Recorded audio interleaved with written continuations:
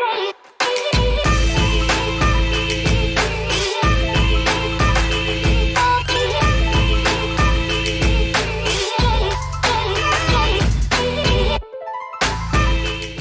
is Matt for Boxing Social in association with William Hill and Empire Fight Store. Delighted as always to be joined by Dan Rafael. Dan, I prefer to join Las Vegas, but over Zoom will do. How's things? Things are good. We had a pretty good boxing weekend, didn't we? Yeah, it's been jam-packed full of fights and some good knockouts and some good tear-ups as well. Let's talk about one of them, Anthony Joshua, Robert Helenius. Anthony Joshua managed to close the show in good fashion with a good knockout over Helenius. Did have a bit of criticism. There were fans booing, I think, around round 3. What do you make of that, and what do you make of his performance from what you've seen? Well, I watched it live, and it was a perfectly fine performance. I mean, I think some people get too caught up in the fact that Helenius got knocked out in one round 2 fights ago by Deontay Wilder, who obviously is supposed to be the next opponent for Anthony Joshua, and so Anthony Joshua went 7 rounds with a guy. I mean, we've always kind of known that Anthony Joshua is maybe not as great of a puncher as Deontay Wilder is, but they both turned out Robert Helenius' lights with 1 punch. So to me, whether it was in round 1 or round 7, shouldn't really make any bit of a difference. So I think from the Joshua standpoint, it was good because he had the 12 rounds in April against Jermaine Franklin. He got 7 rounds here against Robert Helenius. He's been as busy as he's been for a very long time, and now he can have that second fight with Derrick James. They had a chance to do not only a training camp together, but he had to go back to the corner 7 times. And, that's important to hear or 6 times, I guess, to hear what he has to say. And still got the knockout, still got the win. And, they were able to keep the show alive. There was a lot of drama going into that because of the fact that the opponent changed in the last, the week before the fight. So, fans are fickle. I mean, I don't know why they're booing. I mean, was it the greatest fight of all time? No, but the fact that it wasn't the greatest fight of all time is actually good for Joshua. When it gets to be that kind of slugging match, it's not the greatest thing for Anthony. So I thought he fought a focused fight, a disciplined fight, and in the end, he turned out the lights. I think I've had a couple of interviews today talking about the criticism that Anthony Joshua receives, and what's been good for Anthony Joshua, like pre-Andy Ruiz, has always been great for the fans. But now, what's good for Anthony Joshua, because he's going up in levels, fighting, tougher opponents, and he has to use his jab and boxing skills. Maybe he isn't what the UK fans were used to seeing. Do you think he's in between a rock and a hard place, kind of, with obviously change of trainer and having to fight differently as he's continuing to progress? Well, there's always going to be criticism. It doesn't matter if you're Anthony Joshua or any other top boxing star. They always take the incoming.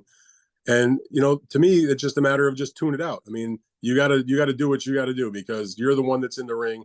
You're the one that's there to try to preserve your career, to win, and to do what's best for your health and your career and your bank account and all the things that go along to it. So the fact that Anthony Joshua may not be fighting at the same level in terms of like the excitement, let's say, like you said, prior to the Joshua one, to the Ruiz one, I would even say to you, it's been a lot different since Klitschko.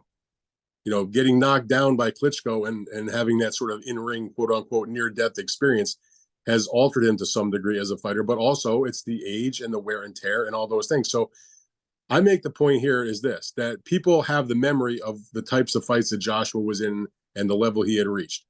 And any fighter, and this is not just about Anthony Joshua, you get to a point where you start to go down the other side of the mountain, where you can still be a top-notch fighter and still very good at what you do, but you're not the same as what you were at your absolute best. And I don't mean this in any way as a knock on Anthony Joshua or as an insult to him at all, but it's very clear he's not what he was when he was at his best. And by the way, we can say the same thing about Deontay Wilder. We could probably say the same thing about Tyson Fury, about Canelo Alvarez. Pick any boxing star out there you like. There's nothing wrong with that. But that guy's gone. And so now this is the version of Joshua that exists. And so the fans and everybody have to get used to it. I don't think there's anything wrong with it from the standpoint of he still has the desire to compete when he doesn't need to, because he's a very wealthy individual. There's no reason he has to do this from a financial point of view. And so I say enjoy the ride, because it's not going to last forever. Have you noticed any subtle differences in how he's performing since Derrick James has come on board? Difficult to say with just the 2 fights, and Jermaine Franklin, I think, is probably more of an awkward opponent than many people thought, as it was proved he only fought Dillian White. Then he fights Anthony Joshua, goes the distance again. But in this fight we've just seen with Robert Helenius, have you noticed anything different from the performances he had from Usyk? Have you seen a different Joshua? Well, the one thing about him that I thought was really clear, at least in the fight with Helenius anyway, I thought his jab was really good. His jab was on point. It was sharp. It was straight. And he brought it back well. You know, he didn't drop. I mean, my recollection was he wasn't dropping it down to his side and leaving himself open. He did a good job of, you know, kind of keeping it pinned up to the side of his head. I'm sure those are the types of things that they work on to you know, to not only be as good as you can be as an offensive fighter, but, you know, let's tighten up the defense a little bit. You know, when a trainer like Derrick James or any top trainer comes into a camp to work with a guy, I think most of them realize we're not gonna radically change this guy's style. He is who he is, especially somebody like Joshua, who's been a professional for a long time, for 10 years plus. There's no, you're not teaching the old dog new tricks. What you do is you take what you got there and you try to refine a few things, sharpen up, tighten up a couple of things, and work with what you got. So if one of the things that Derrick James has been able to impart on Joshua is, you know, subtle things on his defense, that's a good thing. That could take him a long way. And obviously, you know, you work on the jab on a daily basis, and you do things like that. And so I think that, you know, again, I don't think any trainer working with Anthony Joshua is going to give us some radically new version of him, but I think the version that Derrick has helped him become in these last 2 fights, you know, it's a work in progress, but I think so far so good. I mean, look, neither fight was exciting, but they got the job done. Did anybody doubt that he beat Jermaine Franklin handily on the points? No. And obviously he won. I didn't see the official scorecards from the Helenius fight, but I have to believe that Joshua had won, you know, every round. Maybe he lost 1 round at most. And then he scored a spectacular KO of the year.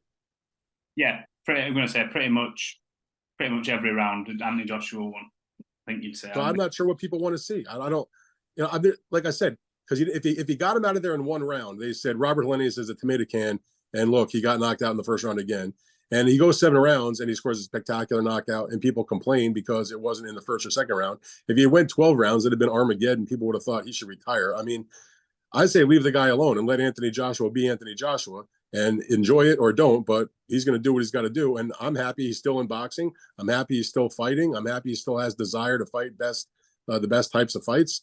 And, you know, I have nothing bad to say about him. I mean, I'm glad that he's made some changes, and he does seem to be refining things a little bit. He's good for the game. 100%. In terms of a fight with Deontay Wilder now, I've been discussing earlier, we seem to talk about obviously Joshua's frailties and his hesitancy to sometimes engage, but that's obviously as well confused because new trainers are trying to help adjust his style, just like implement new different techniques. But you've got Deontay Wilder, who had them fights with Tyson Fury, who obviously showed his vulnerabilities.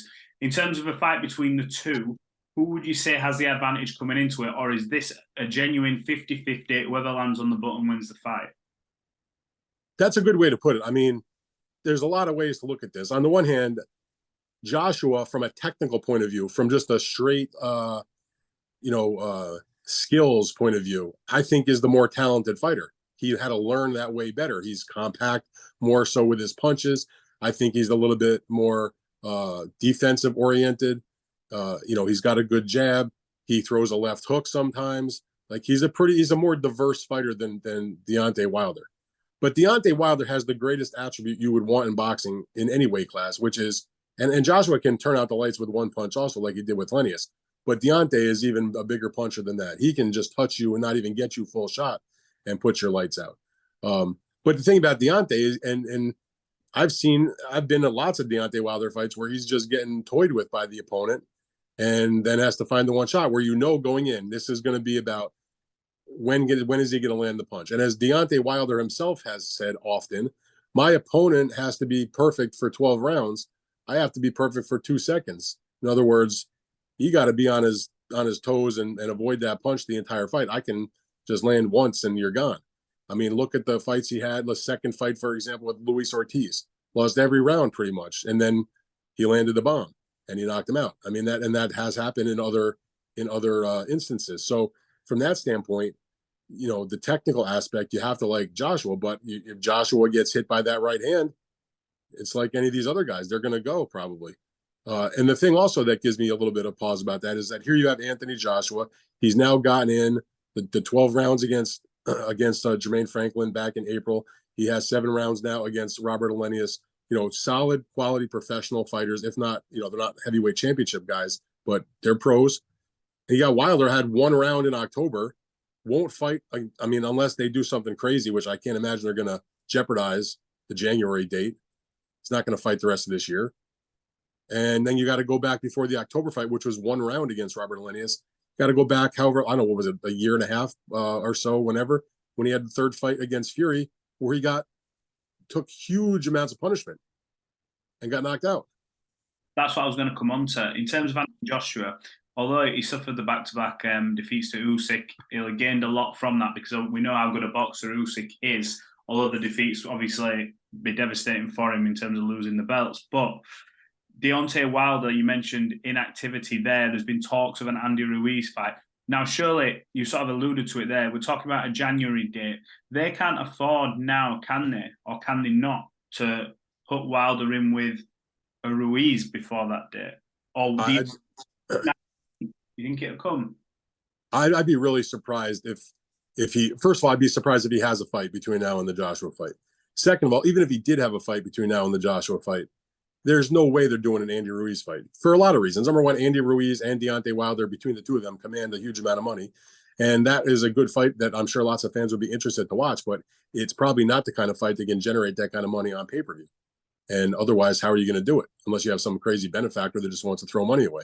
So I'd be very skeptical about it. I have spoken on several occasions with Deontay's manager, Shelby Finkel, and they've talked about the possibility of a fight at the end of this year. But that was sort of trying to do something like that just on the off chance that Joshua lost, back whether he was going to have fought Dylan White. Obviously, the opponent changed to Robert Helenius. So I don't think there's really any big appetite from the Wilder camp to have all of a sudden, now that Joshua was safely through his assignment, that they're going to all of a sudden go set up a fight for October or whenever, and then he's going to come back and fight in January, because then you risk a loss, you risk an injury. That's just too much to put at stake. So I'm skeptical about that. And look, there's going to be a lot of question marks about Deontay Wilder coming into a Joshua fight if it gets squared away, because of the things I mentioned, the combination of the inactivity and the fact that the last time prior to the less than 3 minutes against Helenius, you got pummeled. You got damaged badly. You took a bad knockout against Tyson Fury, which, by the way, you had taken 2 bad knockouts to Tyson Fury in a row. Because of the fact that they had the second fight where he lost by KO, also in at least the third fight was much more competitive because he scored some knockdowns against Fury. Second fight was a one-sided demolition. The only reason the third fight happened was because he had the option for a rematch. Agree. I think it'd be interesting to see how this sort of plays out. One thing I want to pick up on as well, moving away from this, I've seen Benavidez has come out and said that the negotiations have started for a Demetrius Andrade clash. What do you make of that fight? I feel like Andrade over the years has maybe been a little bit avoided. Obviously, his style's not, you would say, fan friendly, but for a boxing purist, he's a good fighter. And Benavidez says he wants that fight. What do you make of that fight? Well, I think like maybe a week and a half ago, or maybe even 2 weeks ago, whenever it was. I mean, I broke that story that those camps were negotiating that fight. And I thought it made a lot of sense because they're both with PBC now. Neither one of them is going to be able to just sit around and wait for a Canelo lottery ticket. Canelo is signed up to fight Charlo, so he's the undisputed champion. And so these guys can't just sit and wait. They got to do something to force the issue. I mean, Benavidez, he's a mandatory or will become a mandatory in the WBC given his interim title, but it hasn't been ordered. And even if he is, there's no guarantee that Canelo Alvarez will fight him. No one's going to force him to fight a mandatory unless he so desires. So this is a chance for them to have a marquee kind of fight with another guy in the weight class and put on a good show, make some money, and make your case to the public once again that you should be an opponent for Canelo Alvarez. Now, I don't think that David Benavidez needs to have that kind of thing, because to me, if you consider Canelo, which he is, the undisputed champion, then you should definitely consider at this moment in time that David Benavidez is the undisputed #1 contender. But look, it's a good matchup. It's a good style matchup because you got the undefeated more of a brawler, a good puncher, great chin, pressure style in Benavidez. You have also the undefeated Demetrius Andrade, a 2-division world champion, both in the junior middleweight division and the middleweight division. He now has 1 win since he went to 168. Now that he's with PBC, he boxed in January and scored a pretty handily win against, on the undercard when Gervonta Tank Davis fought Hector Luis Garcia. And so this makes a lot of sense. He came to PBC because they had a wealth of options in that weight class, and it's a good fight. And here's the other thing about it, by the way. I think it's very promotable. David talks a lot of shit. Demetrius Andrade is very underrated in the way he talks. I've been to lots of his fights, and I've known Demetrius his entire professional career. Demetrius is a good talker. He just hasn't really had the microphone to do it because he doesn't have a big event to do so. And so I think that there's going to be some heat with that fight. And is it going to be the pressure style, or is it going to be the consummate, boxer style? One thing about Demetrius, let me tell you, Matt, he doesn't have a lot of knockouts. And some people might say he's got a boring style and whatever, but he's a superb technical boxer. And here's the other thing. Go take a look at his record. His last 10 fights, let's say. He has either scored some knockouts, and if he hasn't scored a knockout, he's got numerous knockdowns. Like when he won the middleweight belt, I was there in Boston. It was supposed to fight Billy Joe Saunders, but Billy Joe got bumped out of that fight because of a positive drug test. So he fought this big, strong, like 6'3" African fighter, Walter Kanandokwa. He won a shutout decision, but he also knocked the guy down like 4 times. He's got many, many knockdowns. I think that's one of the things. He's one of them, when people analyze the record, they say isn't a puncher, but he's one of them who is sharp enough where if you're not on your game, he won't just get you respect. Like you say, he's scoring the knockdown. So I honestly think it's a great fight. I think PBC this year have sort of, I wouldn't say quietly gone about the business, but they have put together some really good cards. And I think before the end of the year, so we're going to get to see Canelo, Charlo. There's talks, obviously, as well of Canelo fighting the other Charlo after. So boxing's looking, I think boxing this year, especially with these cards, it's looking in a pretty good state. The only disappointing fact about that, and like I agree with what you said about PBC, they've made some tremendous, not only main event fights, but generally speaking, the undercards they have put on these events have been solid. The only thing I would quarrel with is that every single fight you just mentioned, including Benavidez against Andrade, should it get finalized, every one of them has been a pay-per-view. And in my mind, they have sort of neglected to some degree having any marquee fights on Showtime, which is their broadcast partner. Now, Showtime's had lots of good fights, but there's zero zip and sexiness and name value to most of their main events, unfortunately. So I'd like to see at least, can I get 1 or 2 marquee names or matchups on the regular Showtime broadcast, which I spend, subscription money every month on, because all the big ones that we're talking about, Tank and Ryan and Errol and Crawford and the Plant Benavidez, now Benavidez Andrade, Canelo, of course, coming up with Charlo. Every single one of those is a pay-per-view fight. Yeah. It's always that thing where, obviously, getting fighters paid and how they do it and wanting to generate always at loggerheads with the everyday fan. Like I just feel like there's got to be a happy medium. That's all. I'm not one of these guys that is opposed to pay-per-view and says you should never have pay-per-view cards. No, I don't understand how the business works. Pay-per-view's been around for like 40 years. It's not going anywhere, despite the best efforts of DAZN that failed miserably. But there's got to be something for the fan that's not going to be, wanting to always spend, the 80, especially now that they raised the price for these pay-per-views primarily to like $80 and $85. Yeah, I'd take that point on board. Let's quickly wrap this up with pound for pound #1 in the world, Terence Crawford. I think he was in Omaha, had a big parade. There was thousands upon thousands of fans turned out for him. I know that he got a bill of sale for a plot of land near his gym, which they sold to him for $1, which will allow him to expand and do things like that. Coming on to his actual fight game, though, the performance over Errol Spence, everyone's talked about it for weeks, how sort of dominating it was. What would you like to see him do next? He's been on radio shows, and I saw him at the Breakfast Club talking about we can do Canelo at 158. What do you make of comments like that, and what would you like to see him do? Well, I can tell you one thing: we're not doing Canelo 158 because Canelo has been fighting at 168 and 175, and as great a performance as Terence Crawford had, he knows he'd be the B side in that fight, and he's not going to dictate the weight to Canelo Alvarez. So Canelo hasn't even fought at 160 for the last few years, so that's more of just a soundbite than anything that's reality. But look, Terence Crawford established himself, in my view, and yours apparently, and probably many others, that based on the way he performed against Errol Spence, combined with the rest of his career that we have seen, he's the #1 fighter in the world right now. There's no doubt in my mind about that. And that's all due respect to Naoya Inoue, who's probably a close second, but Crawford's the man right now.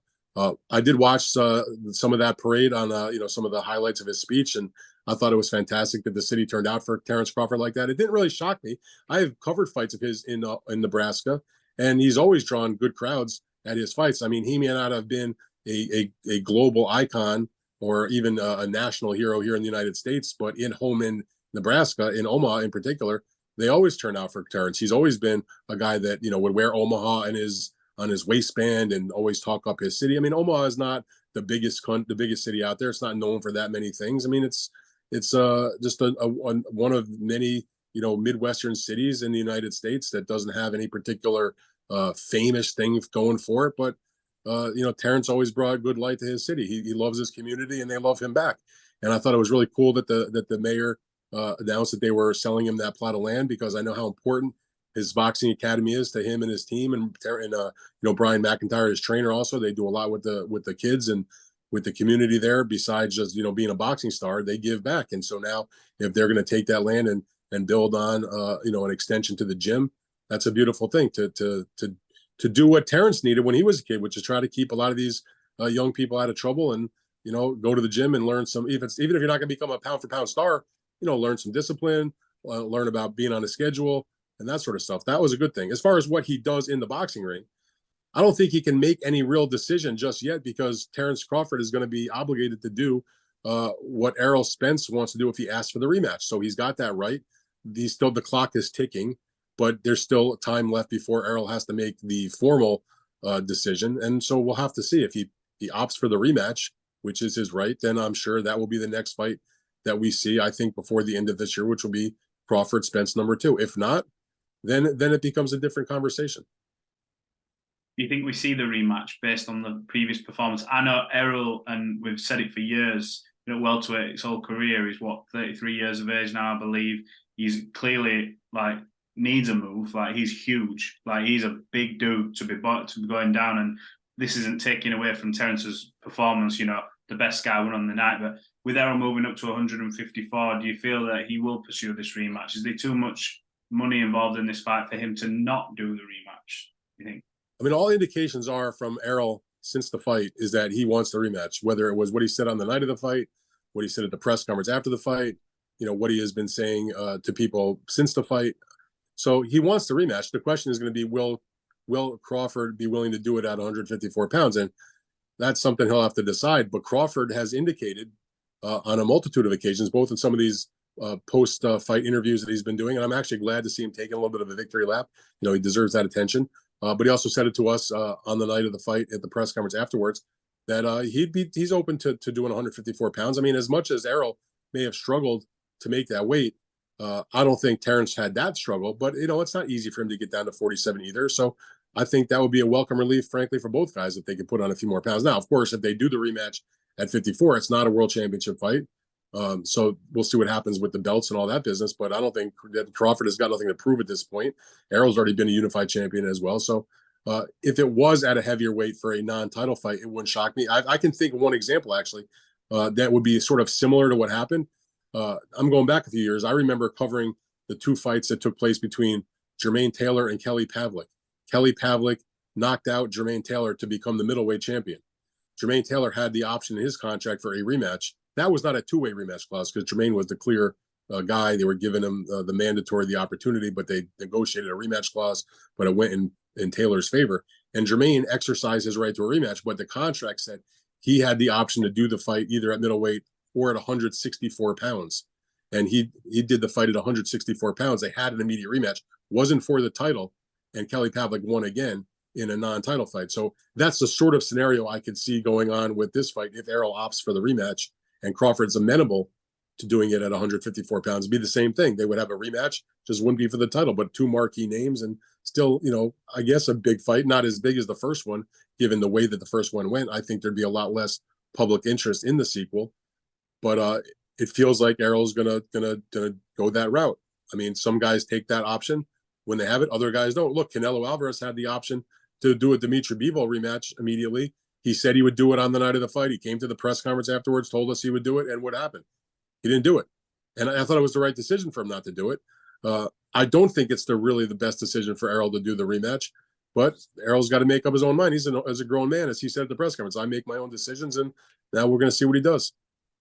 Yeah, I think fully what you said. I just think it's good that we're actually seeing big names talking about big fights, and it's it has been a tremendous year for boxing, and long may it continue. Look, Dan, I've took a lot of your time. I appreciate you as always.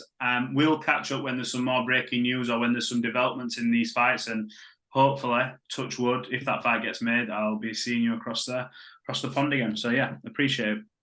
All right, you bet anytime, Matt. Thanks a lot. Thank you, bud.